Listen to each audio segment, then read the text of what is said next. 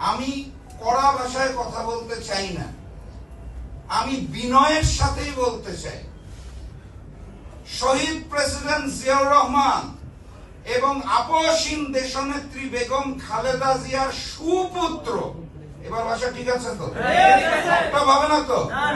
আচ্ছা, তাহলে শহীদ প্রেসিডেন্ট জিয়াউর রহমান এবং আপসহীন দেশনেত্রী বেগম খালেদা জিয়ার সুপুত্র আপনাকে অনুরোধ জানাতে চাই, আপনার মরহুম পিতা এবং মরহুম মাতা যারা ভারতীয় আধিপত্যবাদের বিরুদ্ধে সোচ্চার ছিলেন, মাথা উঁচু করে দাঁড়িয়েছিলেন, তাদের থেকে শিক্ষা নিয়ে আপনি তো সুযোগ্য পুত্র, আল্লাহর ওয়াস্তে বাংলার মাটি থেকে ভারতীয় আধিপত্যবাদকে দূর করুন।